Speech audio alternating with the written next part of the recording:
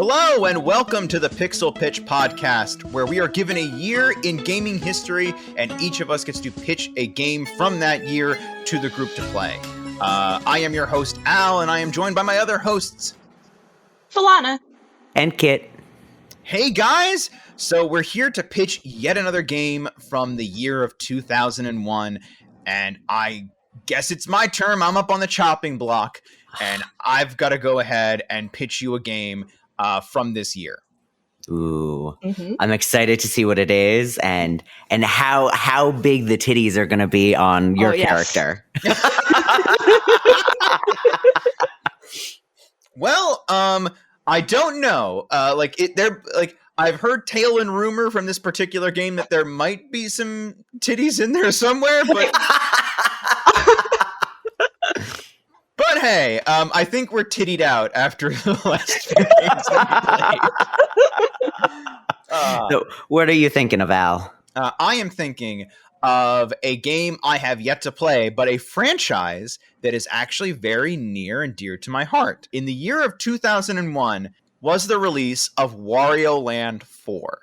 And I think that that'd be a fun and kind of different game than the ones we've been playing to try out. Because we haven't done any handhelds yet. And Wario Land 4 was released for the Game Boy Advance. Ooh, that will be a really fun change. I love GBA games. Yeah. You're going to have to explain to me what exactly this kind of game is, though. Because I know Wario. I knew who Wario is. Yeah. But what is Wario Land? Yeah, and I know WarioWare games, but I'm pretty sure this is not that. No, the WarioWare games are like a bunch of like tiny mini games that Wario kind of got saddled with at some point when that became what his franchise is. He dips away from it periodically. Wario Land Shake It, or I guess WarioWare Shake It, whatever that the Wii game was that had Shake Smooth It in the moves title and then Shake It. Yeah, that was a WarioWare. Yeah, it was far more akin to what a Wario Land game is than a WarioWare game is. There's no bunch of mini games. It's very much like your Mario style platformer, but it actually did differentiate itself a little bit because Wario Land started as part of the Super Mario Land franchise.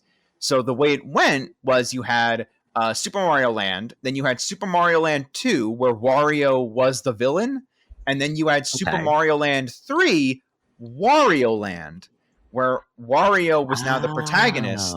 Yeah, and he was sort of on his adventure to go collect treasure. So that's the cool thing about the Wario Land games is that there's no like saving the world or the princess. It's literally just Wario would like to have more money, so he's gonna go out and like find treasure and beat up people to get his gold.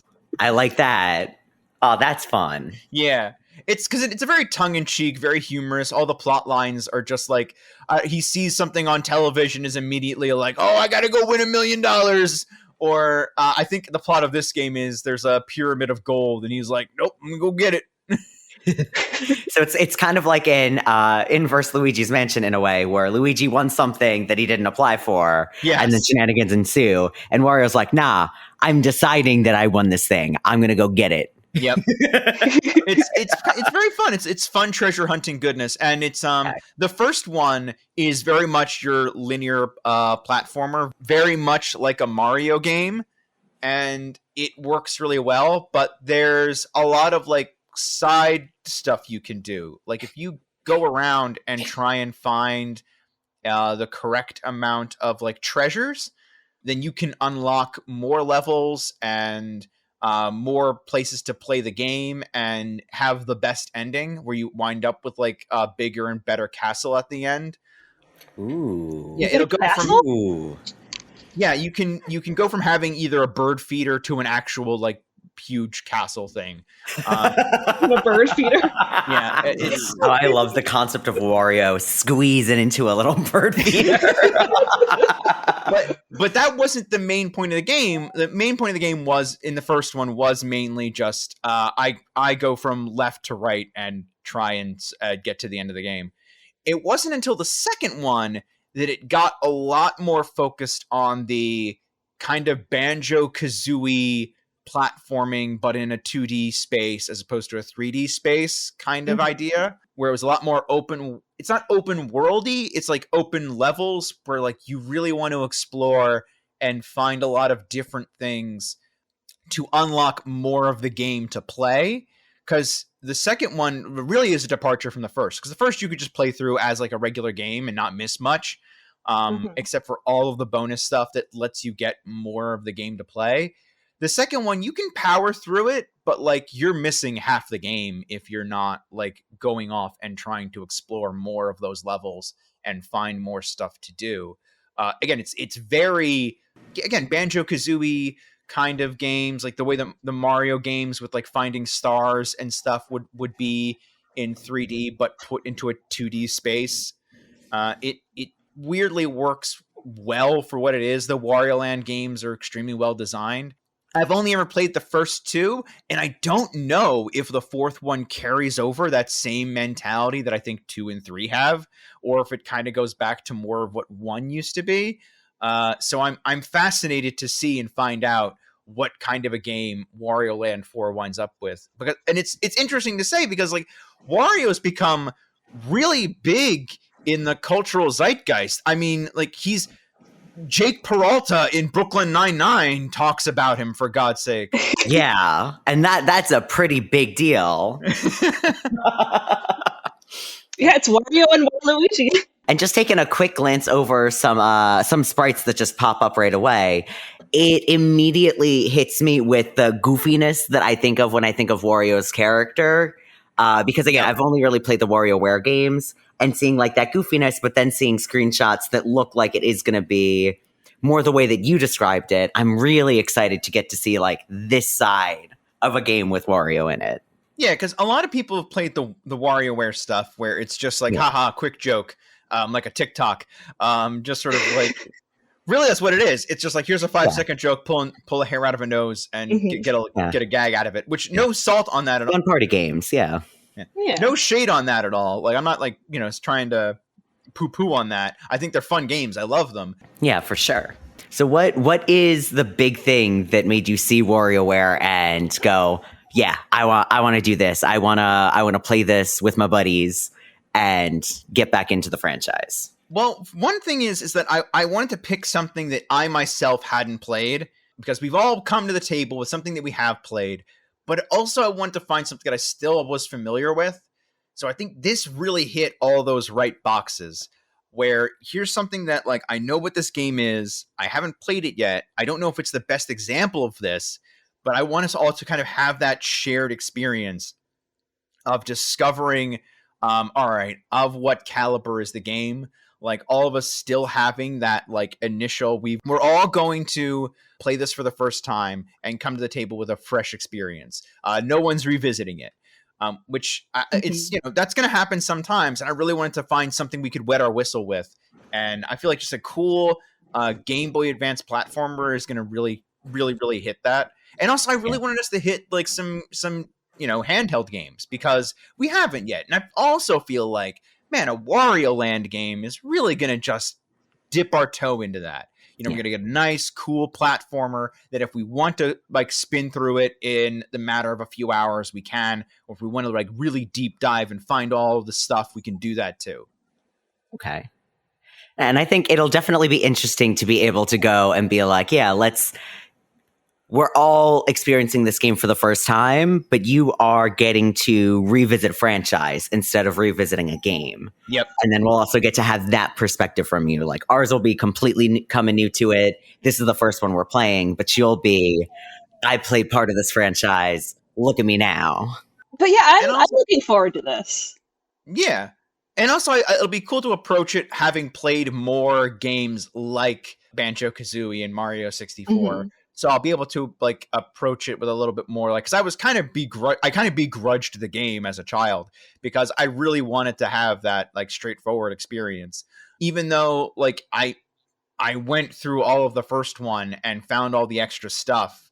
Like it was, I guess I liked having that initial playthrough under my belt so that I could go back and replay it, as opposed to like missing half the experience. I was just missing a full experience, if that makes any sense. Yeah. I absolutely get that. Yeah. Like, you want to have a satisfying first experience that makes you want to go through for all that extra stuff. Yeah. I've never really played a lot of platformers or those sort of like 2D side scroller sort of things. So I'm interested to see how it goes. Ooh. I definitely feel like this is a good one to start off on. If not a Mario game, a Wario game. I think absolutely. Hey, listen, I think the biggest takeaway for me on this is that I'm excited to play it, and I'll get to continue my weird Remember the Dreamcast loving Sega joking gold star of I haven't played a Mario game like properly. There you go. Because it's a Wario game, not a Mario game. It's evil Wario. Yeah. It's evil Mario. It's Wumbo Mario. It's our Chungus Mario. Wario is biggest Chungus energy. Before there was Big Chungus, there was Wario. There was Wario. Oh man.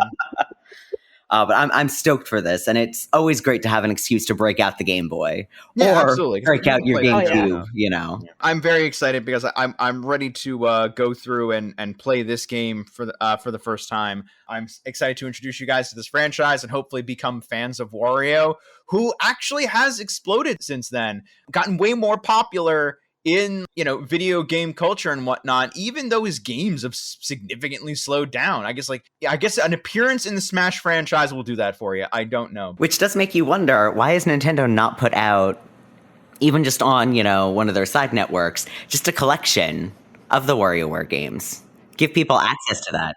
I think they may have done some WarioWare collection, but I don't think they've done anything with the Wario Land stuff. Yeah, that's been not even for Mario. I don't think we've revisited much of those original Game Boy titles. Not much anyway. Which is interesting. I don't know why. There's a quadrilogy here, Nintendo, of classic Wario Land games. People have been clamoring for a Wario Land 5 for a while, apparently. Although I think Shake It kind of scratched that itch for a lot of people. But that was a while ago, Nintendo. That was 10 years ago, I think, by now.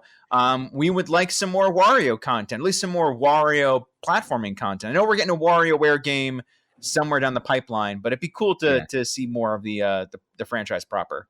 Yeah, more of the land, not the where. Yeah, exactly. All right, guys, but we're gonna go ahead. We're gonna take a small break. We'll come right back once we've all completed our playthrough of Wario Land 4.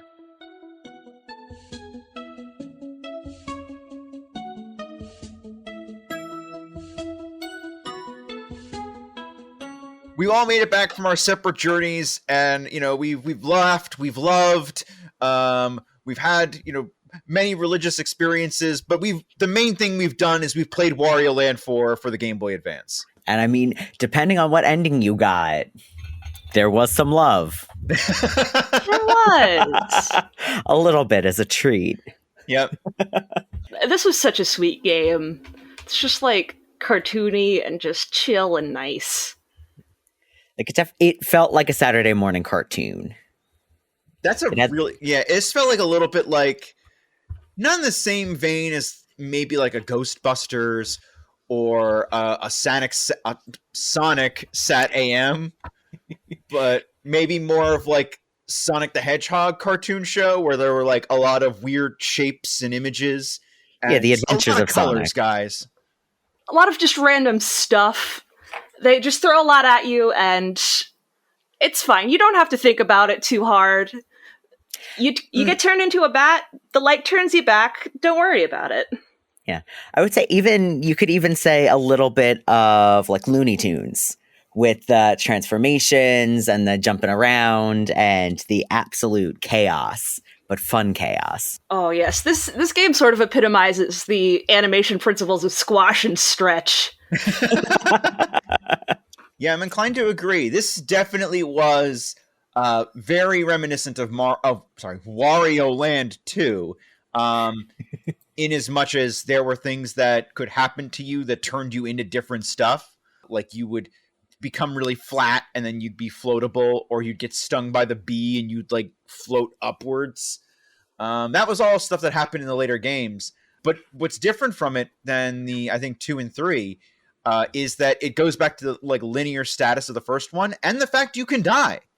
That's new, actually. Like in 2, that was not something that happened. You didn't die, so that was interesting. What happened then? You just lost money, or just like stuff would happen to you, like what would happen in the like things would affect you, like how you got turned into a zombie or were frozen, or other stuff like that. It was just about figuring out where to go. This was kind of like that. It wasn't, but there weren't any like secret levels or like places to explore to go through like there are in 2 and 3. It's a very linear kind of adventure, but it's not a bad thing. It was like really fun, and I think that was the game they were building for this system, and I think it worked really well. Because from the sounds of it, that means, or it kind of sounds like they took the best elements of 1, mixed it in with the stuff that worked from 2, and just kind of made a proper, junior game, so to speak. Oh, that's really neat. You love to see a development team get to mix together the things that they liked from previous installments and kind of move everything forward by doing that. And you can kind of tell this was really a labor of love. I mean, you said there wasn't as many, nooks and crannies, but I think these levels are really intricate. And like the way they're designed so that it's sort of a dual level sort of thing where, yes, okay, you go through the whole level regularly. All right, you hop on the little froggy spring. Wario says, "Hurry up." All of a sudden you get the fast music and the giant, timer at the top of the screen, and you have to run all the way back to the beginning of the level, and they set it up for you. And you just, I thought that was really just fun. Yeah. And you don't know whether or not you're going to have to step for step go all the way back to the beginning, or if it's going to be a case where you have to, that alternate route you were kind of seeing a little bit of, you have to figure out how to master that. And I think that's so neat that you're always kind of on your toes about it. Because there were definitely some times where I had to go back because I missed one of the triangles, I guess, the pieces to build the key. Yeah. Like I thought, I'll come back to that or something like, but no, like sometimes it's often an area that you didn't quite see before, so it does give you a reason. There's only like 1 or 2 I played like more than twice. The one that definitely comes to mind is the Fiery Cavern. Yeah. That was one I played way too many times trying to figure out where stuff was. Yeah. Even though it wasn't that hard, it's weird because you have so many options about where to go to an extent, all of the levels, that you sometimes get caught up doing one thing over another. And it's like, oh, crud, I forgot to go back and do this thing. But that level was so much fun and so interesting because like you have the lava level to start with and then the ice level at the end. Oh, yeah, I loved that. And like at the beginning, you're like, oh, that's funny. I can see these platforms up above that I can't get to because there's a giant plume of lava in the way. And then second stage of this level, the whole thing's different. You go back, oh, these are what these platforms are for. Yep. Yeah. It's just like layers upon layers of things.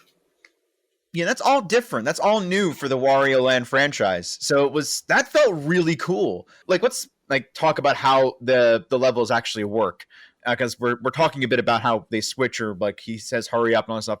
What happens is that you go into the level and you're supposed to find like a ghost who is also a key, along with 4 pieces of like a jewel that works as a key to a door. That's where the boss lives.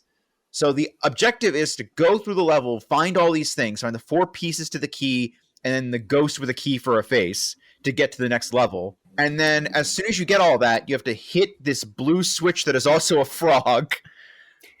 Cartoons, guys. And it unlocks different aspects of the level that may have been blocked off by frog blocks. Man, it's just such an interesting setup design, because there are some levels that are very linear. You just go forward, go to the end, come back. But then there are some where on your way back, it completely shifts one aspect of the gameplay. Yep. Or again, you end up going a completely opposite direction. No 2 levels are similar. No, and you're on a timer on the way back. It's not just about, you can't take your time on that. You got to rush back. No, yeah, you can't stop and look around on that second half of the level. you just gotta sprint your way out. And like even the idle animation for Wario, like the normal idle animation, he's just doing a little skip rope. When you're idling during that time sequence, he just like huffs and puffs around and like waves his arms around like, we gotta go, you guys, come on. Seeing that, like the sprite work in this game was absolutely incredible. Anybody that wants to do any kind of sprite work should look at the sprite sheets from this game. Oh yeah. There's so much character to everything, and with how many different variations there are on monsters, and there are some monsters that are only in one area and that's it, and then the bosses and all of those individual animations and Wario's animations. It's just incredible how much work went into it. Yeah. I forget that this was made for the Game Boy Advance. Like I managed to play this, full screen, like on my computer, and the sprite work is so detailed and like gorgeous, and the colors are so vibrant. It looks as good, if not better, like in a huge screen than it was on the little Game Boy Advance. I did the same thing, actually. I played on my my GBA player for my GameCube. Hats off to you guys. Thanks for us. We've been consistently picking games I can play on the GameCube thus far. Haven't had to change out a system yet. But it does hold up. Like it looks like kind of that weird in between space between a Nintendo and a Super Nintendo. See, because I ended up playing it on my Retroid. I started off playing it on my phone. I realized you really need that like pixel perfect wink wink movement that you have with a lot of these older games. So I ended up switching to my Retroid because it has much more of a Game Boy Advance layout. And man, it was just fun. It took me right back to, playing some Mega Mans in like when I'd be in my parents' car driving around as a kid. Really? Yeah.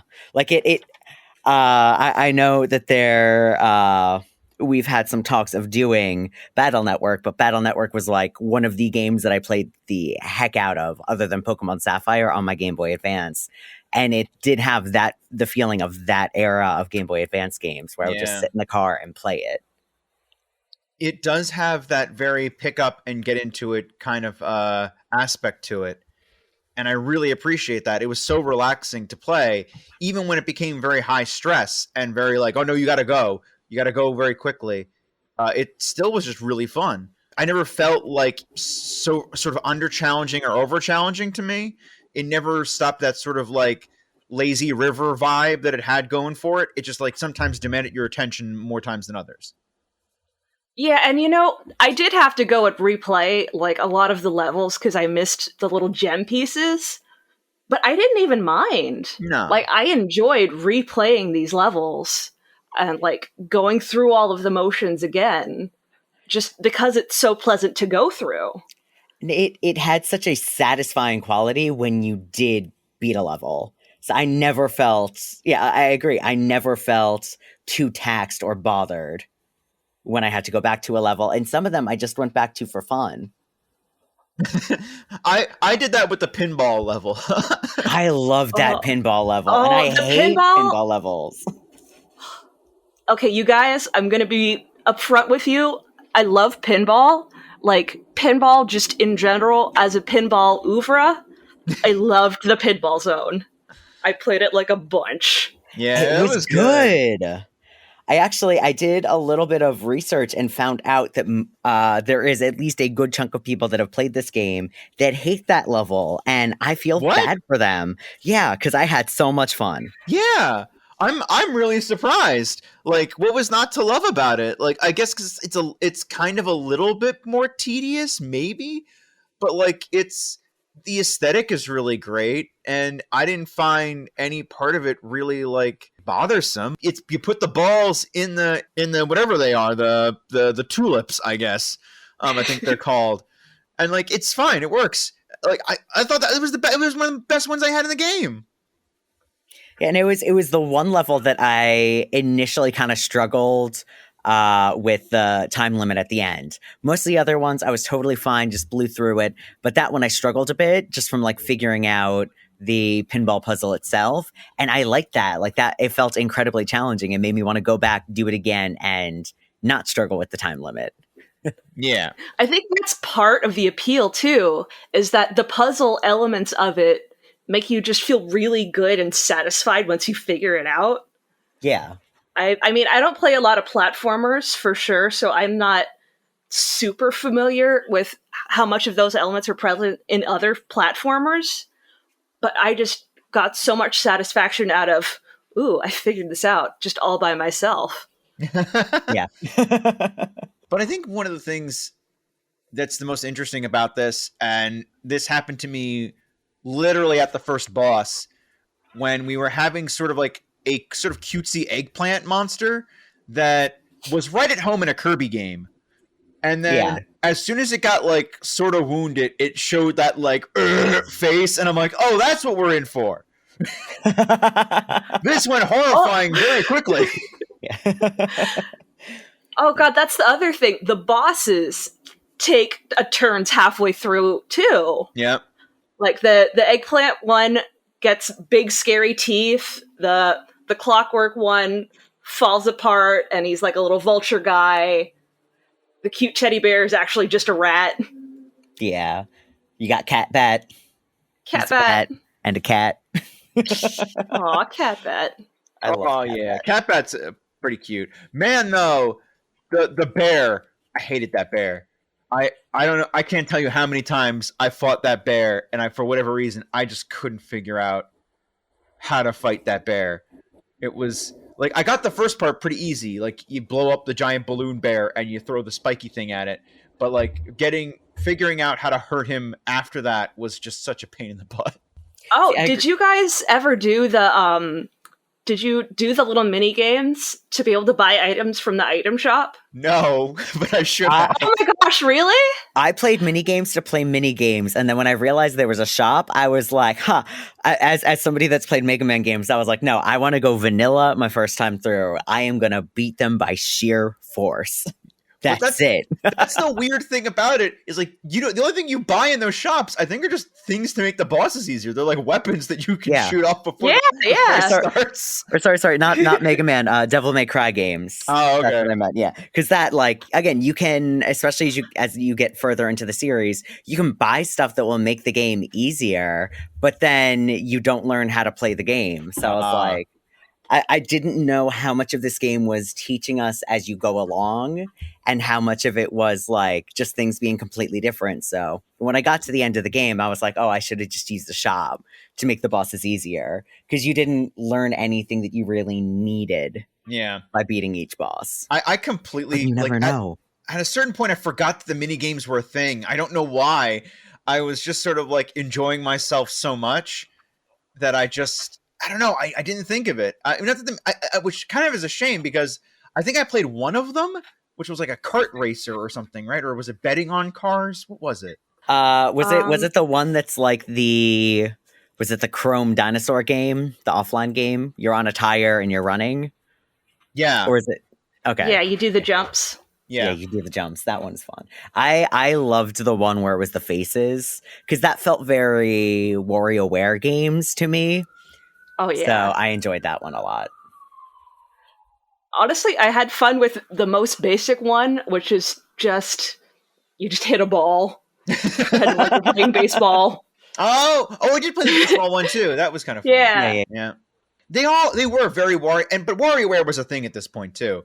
So I can see why they did this. Or maybe this is, hold on. Like, I'm actually going to go look up WarioWare and see where this started really quickly.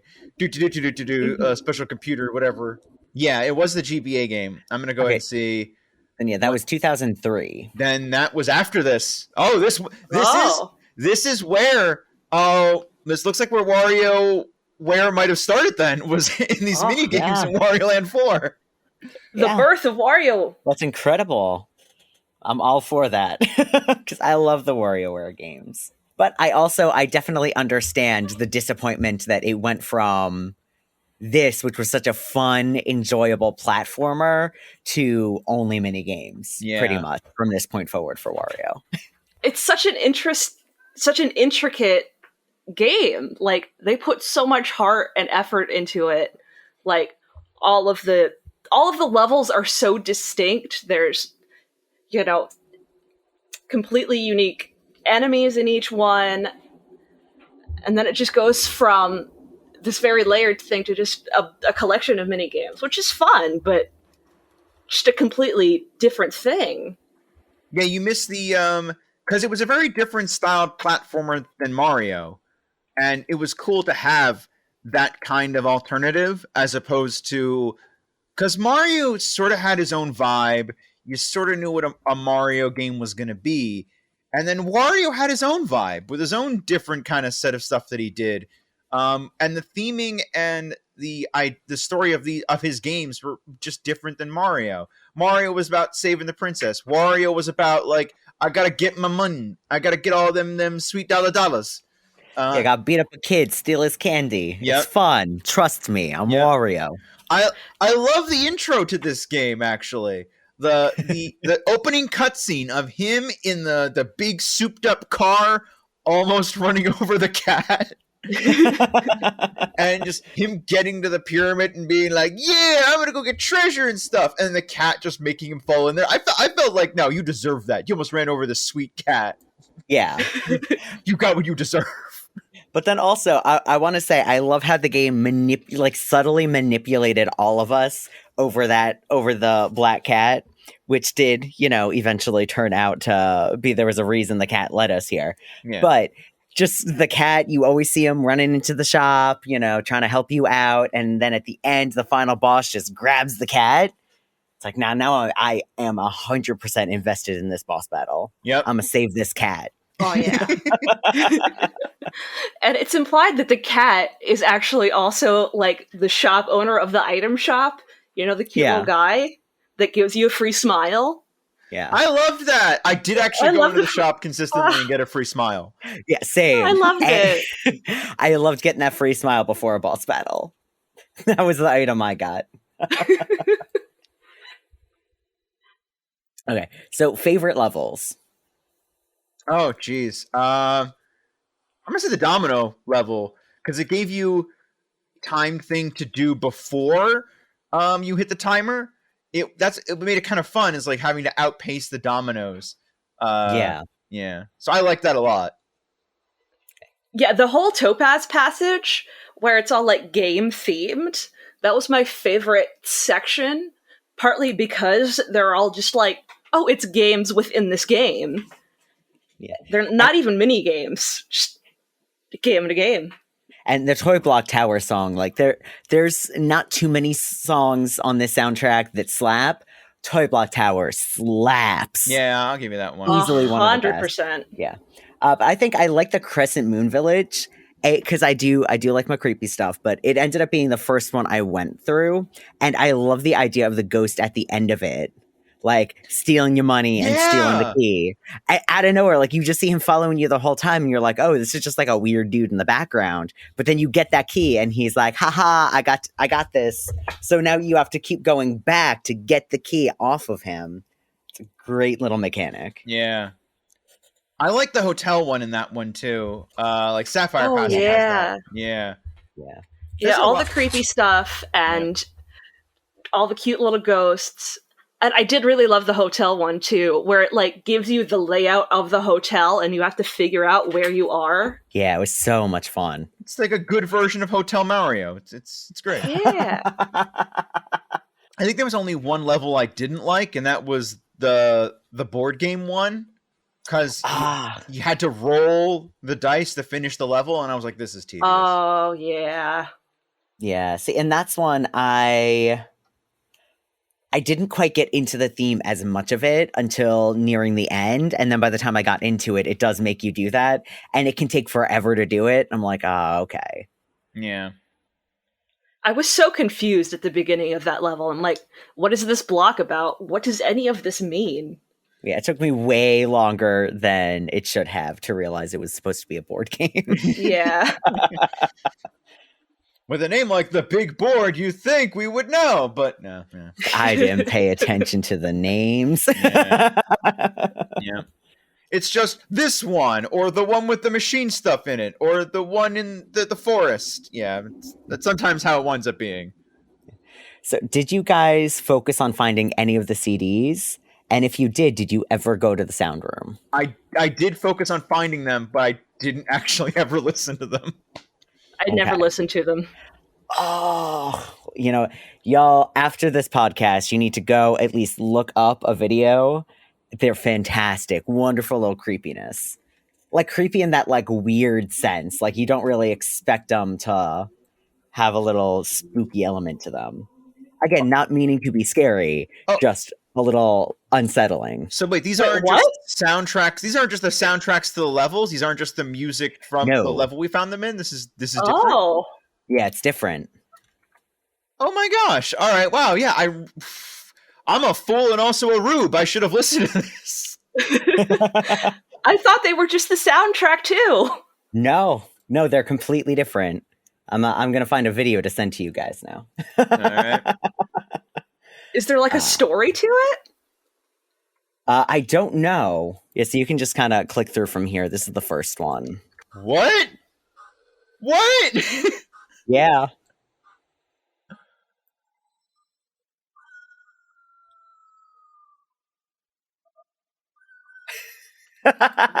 What? Yeah. This to me was just so doll? Wario. Yeah. Yeah. Oh my god, yeah, that is really creepy. And you're like, what is this about? Like, what was I collecting? Oh my gosh, it's so bizarre. Yeah. I mean, I do want to kind of go listen to them now because I found a decent amount of them, but that's so weird. Oh my gosh, like I want to look this up and know what the plan with that was. Was it just kind of like the developers being like, oh, they're going to think it's this thing. Haha, funny joke. It's actually going to be some weird shit we put on here. Yeah, it's kind of like that creepy Sonic face at the in Sonic CD. What does it mean? Who fucking knows? Yeah, it just is. Geez. It just exists. It reminds me of the like creepy faces you could see, like as like Easter eggs in the Game Boy camera. Yeah. Oh yeah, yeah. Oh yeah, just, I love that. Faces. Yeah. And there was like an option there where you could just put in run, and one of the faces just goes, "What are you running from?" Oh. It's just a camera app. But what are you running from? This is like that era of like, it was up through a bit past this where you would get like weird, creepy stuff, and everybody was just like, oh yeah, that's just video games. Haha. Wow. Yeah, I guess it was. Oh, jeez. Sorry, I don't mean to be so creeped out by that, but it is one of those like kind of bizarre things that, yeah, you're right, just existed in video games at the time. Yeah, like it's not meant to scare you, but it is kind of creepy. Yeah. This is the stuff that creepypastas are made of. Yeah, exactly. When you incidentally stumble upon this as a small child. Hell yeah. Absolutely creepypasta material. Oh. But I'm curious, did we find like there was any other part besides the board game that was kind of a bit weak sauce? Or did we feel like, no, everything else kind of hit pretty well? The one with the in the forest with the swinging like platforms. Really? Yeah. That one didn't hit for me. I got really frustrated. Oh, that's fair. Like it is another one of those levels where it's not completely obvious what you're supposed to be doing. And I do feel like that's one that, because I enjoyed it a lot because it was very platformer. Yeah. And if you're not accustomed to, especially 2D platformers, I can definitely see that being one that you would enjoy less. Because it's all about that precision timing and landing on the right pixel, and that could get tedious. Mm-hmm. Yeah. But Kid, do you think it was just? Are you with me? The board game one was kind of the weakest one for you, or do you feel like that was another one that hit you that was like, oh no, this one was too much? I think board game was the weakest for me, and honestly, I think that's about it because the rest of them did have really solid impact. Like I will say, I didn't really enjoy Doodlewoods all that much. I didn't really like the dude that was following you around in the background. Yeah. I was not a big fan. I felt like he was spawning stuff really quickly, and it felt very redundant. Yeah, not after as a while. Cool as the pirate ghost that steals your stuff. Yeah. Because I did the pirate ghost first as well, and I think that impacted. my enjoyment of Doodle Woods. I would have preferred if like the doodles were like played more of an aspect into the level design as opposed to just sort of like, oh, there's this bad guy, you draw stuff and it happens. Yeah. I thought some of the doodles were really cute, though. Like the little pig in a tutu that spins around and hits you. Yeah, that was kind of funny. No. So, like, I love that guy. And I wish there was a bit more of that in the world. Yeah. Not in the game, in the world in general. We the real world as well, yeah. Yeah. Put more some pigs in tutus. It's all we're saying, guys. Yeah, that's all I want. You heard it here first. What is your guys' favorite, like, Wario transformation? I have to say, I liked the puzzles that involved flaming Wario. I thought that was such a fun concept. Yeah. Because initially when that happened, I was like, oh no, I'm going to, like, get a heck ton of damage, because any other game you would. But no, you just have to properly time out the run cycle that comes with bouncing off the walls. I thought that was really fascinating. I like Fat Wario. Yeah. No, that's definitely my second choice. He's just like tumbling along, just kind of like, whoa, just walking. Oh boy. And the music variant that comes with him. Yeah. Perfect. Yeah. Perfect. Oh. It's like Fat Chocobo energy. I love it. Oh, I really loved Bat Wario. Because, I mean, it's Flappy Bird before Flappy Bird. Yeah. Yeah, you're right. And he's so cute. Oh, and also the flat one. Flat Wario, where you just sort of flap around. Yeah. Yes. Oh, that was so cool. I think that was only in like fun. the one machine level though, wasn't it? Yeah. Yeah. That was a lot more prevalent in the second game. That's a transformation I remember very vividly from the second one. But yeah, it wasn't hearing much in this one. They used the fat one a lot, if like in this game. Yeah, for sure. But not that I'm complaining. That's my favorite one. So. How many of these were from earlier games, Al?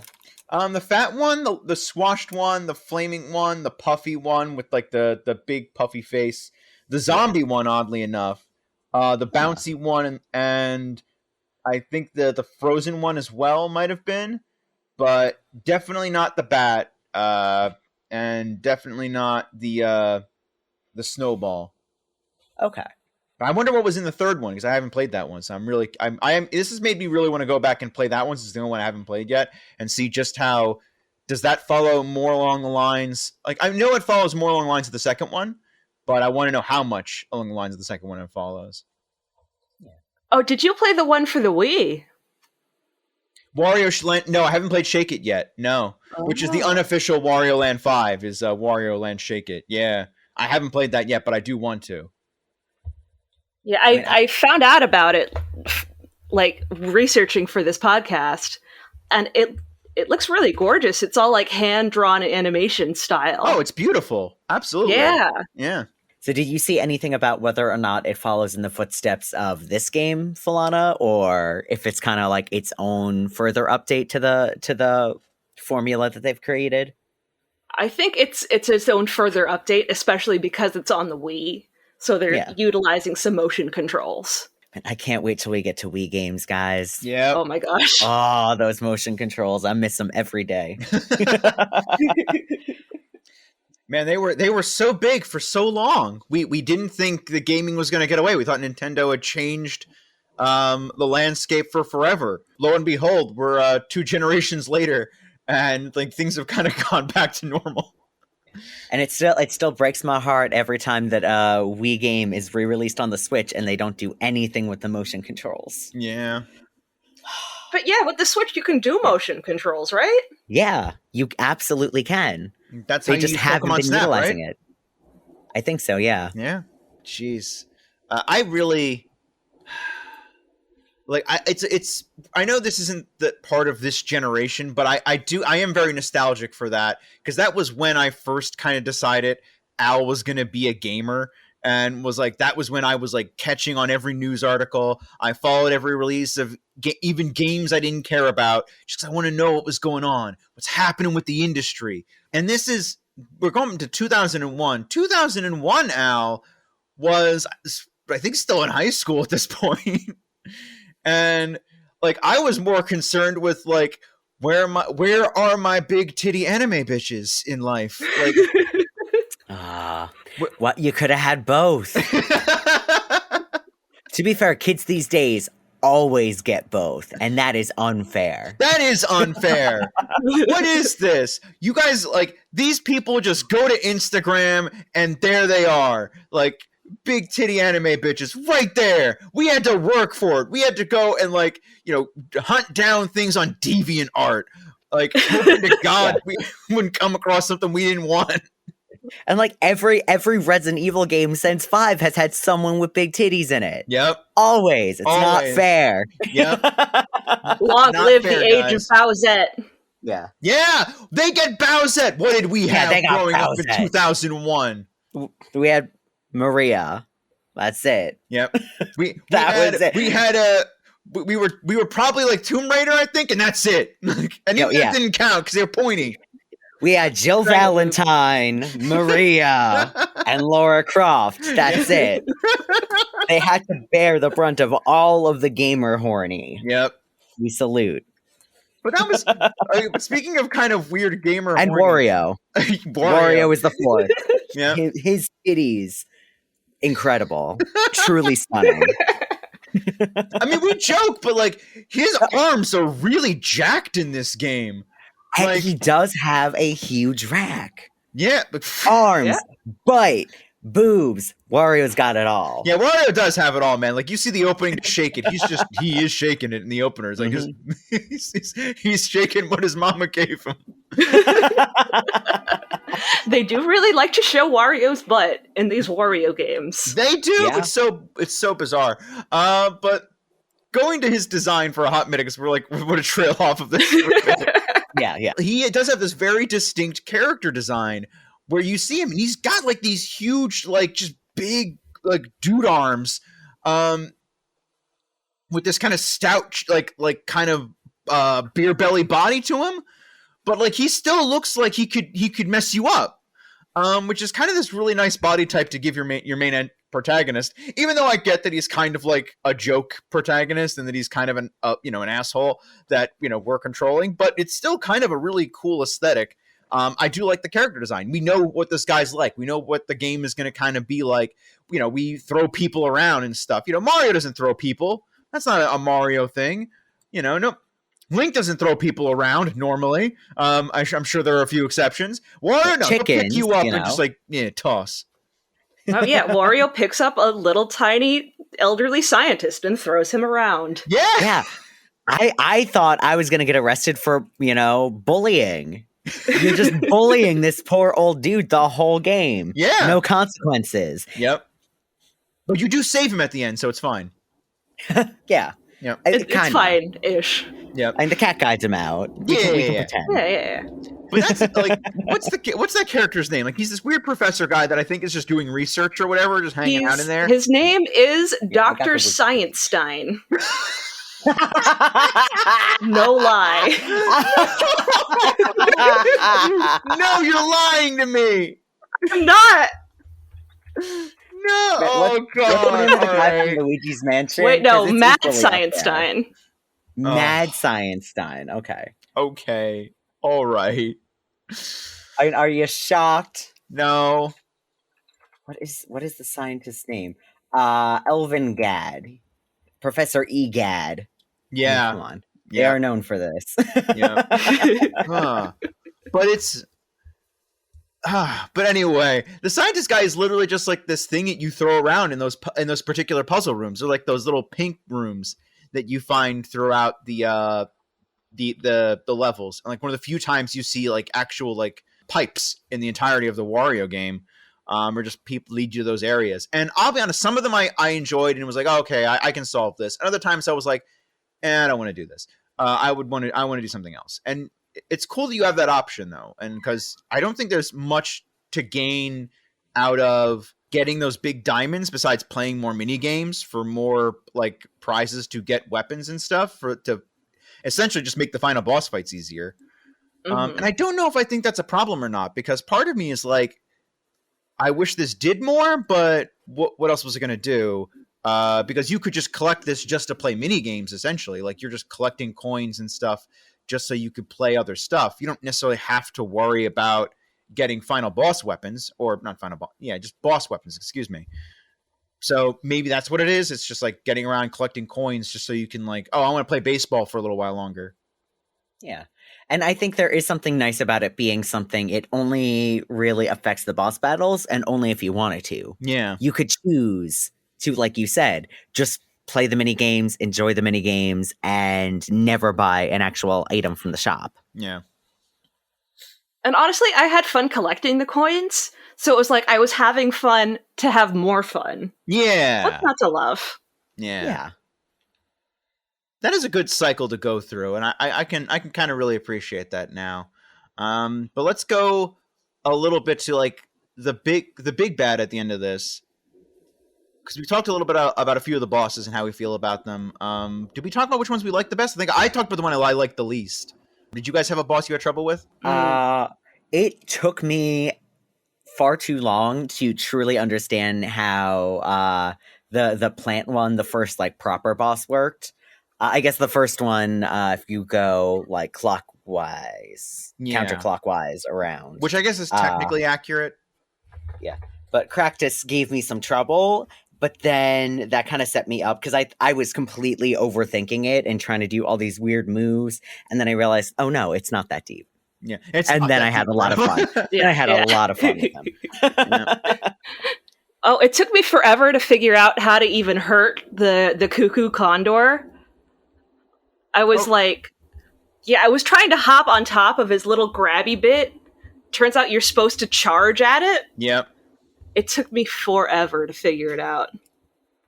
I will say, when he lays the eggs in the second form and you don't take care of them quickly enough, like that can get out of hand really quick. Yeah, that was chaos. Yeah, when there's all the bombs everywhere, it's like, oh no. It's cute chaos, though. Yeah, absolutely. They're little guys. Yeah. They hatch. Yeah, little guys. And then they make you explode. So, we talk about ones we had trouble with. Were there ones that we found like we really liked? Like, what final boss did we have the most fun with? I loved Catbat. Such a fun design. I thought it was a fun battle. Really just, I mean, honestly, all of the bosses were fun. Yeah. All of them were fun. They were all very creative. But there is just something about Catbat. It's the bleh face. It's the big goof. I don't know. I love it. I'm with you 100%. I thought Catbat was fun.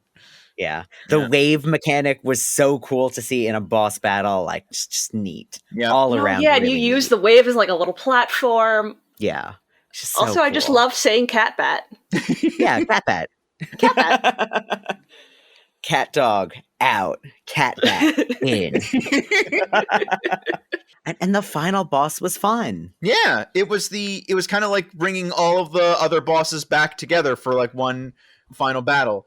Like it had it had some elements of all the other ones. Like you had the eggs and the spiky things and a few other bits they would throw at you, stuff you would have to charge at to bounce around the thing. It was really kind of just a culmination of like the final level in itself was kind of like a culmination of everything that you learned up to that point.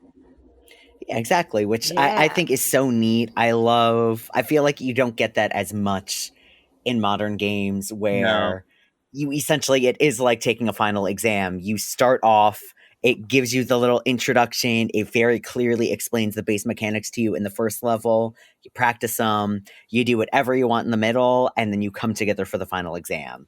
It's timed. Every mistake you make screws you up, and you have to really make sure that you mastered everything in order to nail that final level. Yep. And it just sort of like ties together all of those disparate elements from all the different passages into like one nice little bow in a way I feel like a lot of games nowadays just don't do. Yeah. And it was really satisfying. I would say a lot of games now, and like even games maybe even 10 years ago, kind of just have final levels that are final levels. They're just kind of like, okay, here's the final theme that we have going forward. Okay, we're done with that theme, and that was just the last one, and that's it. There's no like culmination of everything that came before. Like even Dark Souls, those games don't like bring back everything that you've learned. You're just kind of like, they just get steadily harder as time goes on. I don't imagine there's, as far as I know, and people have explained to me, there's no boss that kind of shoots everything at you. I think the last time I remember a boss fight like that in a modern game of the time was probably like, I think Wind Waker did something similar with like a boss fight like that with like Puppet Ganon, who was kind of just like, a bunch of all the other bosses you fought up to that point, which was a lot of fun. Oh. But yeah. Ooh, okay. But that was from this same kind of area or time in gaming. So it doesn't surprise me that this was a thing that was still going on. But that's the last time I remember it like that. Yeah. And I hope that as, gaming companies and especially indie developers are kind of coming back to like vintage concepts, I hope that's something that makes a comeback. Yeah. Because it's fun and it's satisfying. Like, I feel like I learned, like, when I get that final victory, I earned it. I learned everything this game wanted me to. I get to leave with the money and the cat, and that's it. That's all I want. Yeah. But those endings are actually kind of fun, oddly enough, because you get more than one. Yeah. Yeah. Because then, did you realize what the ending decision was based off of? It was the treasure chests that you would get, right? Yeah. So how many did you guys get? I got enough to get the like princess ending. Well, which princess? All of them are a princess ending. What the princess look like? She was just like regular looking. She was like an adult. There's some where she's just like little. Is long hair, short hair? Long hair. Okay, yeah, that's the one I got. Yeah, I got because I was off by so little, because I just, in the final boss, I only missed like a couple of those treasure chests. I'm like, I was so disappointed with myself. But yeah, you do get, there's a number of endings. There's like the kid one, there's the Wario faced one. Yeah, the Wario sister. Yeah. And there's the princess one, and then there's the other one, the best ending one. The older princess. Yeah. But I like the one where she's like got the short hair and is dressed in like what appears to be, as I can tell, like sort of like prince outfit. Yeah, like it looks like it's a pantsuit kind of pretty thing. Which it seems like the true quote unquote ending. Yep. Like the true form of her that you see in other stuff is that younger form, the one that we all got. Yeah. But the true princess is that short-haired, where like she decides as an adult she wants to wear pants. Yep. Oh. Yeah. So I like that. I like that. Like the true ending is actually that. Like no, I don't look like Princess Peach at all. Actually. Yeah. I'm actually a boss bitch wearing pants, so it's okay. Yeah. I'm a pants queen. Pants queen. Yep. Yeah. But that one you had to get all 12 treasures. And, yeah, I was so close. I was so disappointed. Yeah, I was a little bit off. I got 8 treasures. But I also like the little tag at the end, like after the credits, like when he's driving again through that hall, and there's another cat that he almost runs over. And like getting that. The paper falls, and it's like, oh, is he off on another adventure? It's like, no, it's an all-you-can-eat buffet. All-you-can-eat steak buffet for $10. Inflation is awful. I hate it. Yeah. Bring back that. Yeah, $2001, guys. Oh. Was that even a thing in 2001, though, actually? Could you pay, like, $10 for Probably not. Probably not. Yeah. Not for like steak. No, but you could probably pay $10 for all you could eat buffet. I mean, yeah, for sure. And steak might have been there. Who knows? Buffet prices in 2001. Yeah. Looking in the Wayback Machine. Ooh, steak buffet 2000. No, never. Give me a sec. I will get an answer for this by the end of the podcast. Oh, I have a question. In the other endings, does she also get carried ostensibly into heaven by little angels? Yes, she does. Yes, she does, yeah.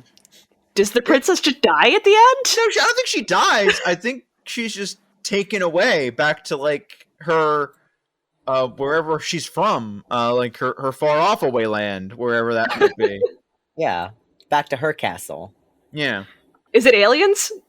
Is it a tractor beam? Is that It have could I be I got an aliens. alien vibe Is it from it. I'll be honest conspiracies? with you. I for sure thought that like that was just a like, and then I go away back to my spaceship. Goodbye. Enjoy that little alien smooch and Yep. your money. I know there's a game. I don't remember what game it is, but I know there's a game where like the princess is an alien. I don't remember what it is. I'll describe it. Like it was just another platformer, but I can't remember what system it was for or what. Like I know it wasn't a goofy I know it was not a goofy one. Like it wasn't Earthworm Jim or something like that, because the ending of Earthworm Jim with the princess is also hysterical. Oddly enough, where she just gets hit by a cow. Classic. Yeah. Earthworm Jim's another one that's like it kind of is another zany, odd platformer in that same vein. A lot of stuff kind of feels like this is definitely from that Super Nintendo era, even though it's not from that Super Nintendo era. It feels a lot like an Arrow the Acrobat or other ones like that, but it takes place a little bit later, so everything's a little bit more refined. So people know, like, there's not as many missed jumps as there would be back in the Super Nintendo era, because they know what they're doing. Like everything's pixel perfect, like you said. So if I fall or I mess up, I feel like it's much more on me than it is on the game.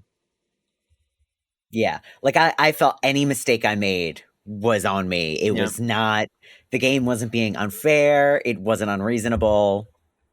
It just was. Yeah. Like and I can't stress this enough. It really was just a nice, easy ride to go through. Like, there's not really much for us to dissect here as far as story goes, because it's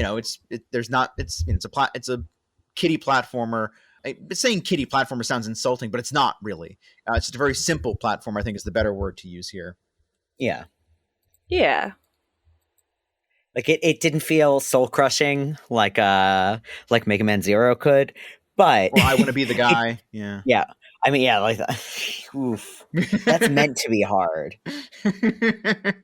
But yeah, I felt very fulfilled with my experience. I was very satisfied with Wario. Yeah. This was just overall a really pleasant experience, just the whole way through. Yeah. Like I seldom like remember a game that like this didn't like light my world on fire, but I certainly at all points while playing it was enjoying myself, and I felt very relaxed at the end of the day. I loved Resident Evil 2, but that didn't do that. Yeah. Playing Resi 2 was a very stressful experience from beginning to end. But it was still very enjoyable. But like, I think this is part of those things when people talk about like games can be anything, you know? They can be essentially like that YouTube video that you spend a little time watching and like, oh, I got a laugh out of it. Now I'm done with it. And you know, Wario Land 4 is kind of like that. It's that fun little cartoon show that you can go watch. We said this way back at the beginning. You know, Saturday morning cartoons. It's an episode of Darkwing Duck. You can go and check that out and like feel pretty satisfied with it. Like, oh man, good times were had by all. See, and I this makes me feel very excited for getting more into, or getting around to doing NES, SNES era, Sega Genesis, and more GBA games, because there is this wholesome fun element to it. Yeah. That I think it's nice to kind of, as somebody that does play a lot of, you know, shooters and horror games and Bloodborne, it's nice to have that chill kind of, oh yes, gaming is fun. And it's not always about the stress. And I hope when we get around to those eras, like I'm going to definitely have some very obscure kind of like, hey guys, why don't we play Bucky O'Hare as like some very obscure NES platformers that are just really a lot of fun. So whenever we get around to that, like some 1988, 1987 era stuff, I'm really looking forward to it, because I can bring to light a lot of the like obscure kind of like, oh, I bet you didn't know this was a thing. Yeah. And I'm very excited for that, because most of my experience with that era of gaming was whatever my grandma or my aunt happened to have, which was Mega Man and Sonic. Yeah. And Mario, but I don't like Mario. Yeah, that's fair. That's fair. But hey, we got a great alternative to Mario right now. Yeah. Like, Mario has way more relatable goals. Like, yeah, exactly. Yeah. I want to get rich. I want to eat at an all-you-can-eat buffet. I just want to I want to mess with this weird dorky science guy. Like, that's like relatable content, bro. I know where you're coming from. Mario, I don't get that. I don't get that at all. I'm a mystical land with pipes, and like I got a princess I got to save. Like, nah, content I don't understand. Yeah. But I'm not a plumber. Yep. I don't know how to fix pipes. Yep. But I know how to solve puzzles. He's supposed to be bad Mario, but he's nice. Yeah. I know how to lift a person. I know how to lift things and throw them. Wario knows how to do that. I know. We're the same. I get it now. I can do a somersault. Yeah. You know, if I slide down something. Bro, I know what it's like to eat too much and like walk around like, oh, like I weigh 1,000,000 pounds. Oh, geez. Like, man, like it's me, man. I get you. We are the same. Yep. Mario, yes. We're not the same, but Wario, I see you. Yep. I will gladly bump my enemies with my belly. Yep. I'm feeling it. I feel it. We're on the same page. You don't even have to kill them. You can just pick them up and throw them and be like, you stay over there, okay? Yeah. Pacifist run. Yep. Undertale who? You got Pacifist. Wario wherefore. Yep. But yeah, I think to close it out, I think it's just obvious for us all to say there's no mixed opinions here. We all just had a really good time just playing a very simple, fun game. And I honestly, I'm right there with you. I feel like I'm going to go back and end up trying out some of the older WarioWare games because I think it'll just be fun. Yeah. Even if it's only part of this experience, I'm now intrigued in seeing what led to this point. Yeah, I would say like maybe try the first one, see how it goes. It's still the first one has a lot of the original Mario formula going for it, but also it doesn't. It's very hard to explain. Like it's definitely going to feel different from this one. But I'd say give that one a try and see and if that winds up not being to your taste. I just work backwards. I would go from 4 to 3 to 2. See, I would go the opposite way. I want to go play that Wii one. Oh, go to the next one. Yeah, let's do that. Yeah, absolutely. That's actually the next thing to do is to go from this one just to Wario Land, shake it, and just see how that goes. Yeah. I'll get a copy of Smooth Moves so we can like alternate. I love Smooth Moves. Yeah. Whenever we get to Wii era stuff. Oh, that was my first Wii game. Was WarioWare Smooth Moves.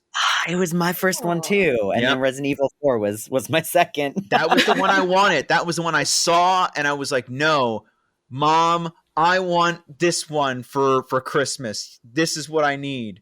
And of course, I didn't get it until probably 6 months later. But then you got to direct people safely to the correct bathroom. Yes. And where would your life be without that? Yeah, I don't know. I don't know where it would be, but like, because I had a ton of fun playing that game, man. It was so. I plucked people's nose hairs. I got people to get the right items that they're looking for. Like, I got a ball into a hole. So much about that game felt very immediately satisfying. Yeah. And see, and especially when you were given your guidance on how to hold the controller, I felt so fulfilled just listening to that man's soothing voice. Yes. Oh, it was delightful. Man, now I want to play Smooth Moves. Now that's where I'm at in my head. Oh, jeez. When the computer happens to stumble upon the year 2007, we can revisit the idea. Yeah, we can. Yeah, we'll see what happens. We have one last game we do want to play. In the year of our Lord 2001. But yeah, guys, we're really excited to get to our next game and what we might wind up playing. So yeah, I can't stress this enough. We had a really good time. Yeah, Wario is a friend of the podcast, officially. Yeah, I think I feel confident saying that for all of us. I'm just assuming it, but I feel like we're all in agreement. Yeah. Yes. Give him a hug. Give him a nickel.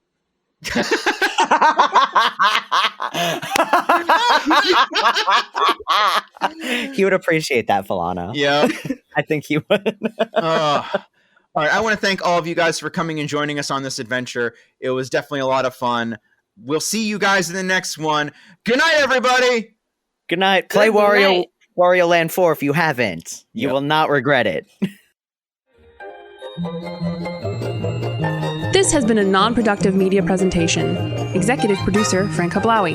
This program and many others like it on the Non-Productive Network is distributed under a Creative Commons Attribution Non-Commercial No Derivatives license. Please share it, but ask before trying to change it or sell it. For more information, visit non-productive.com.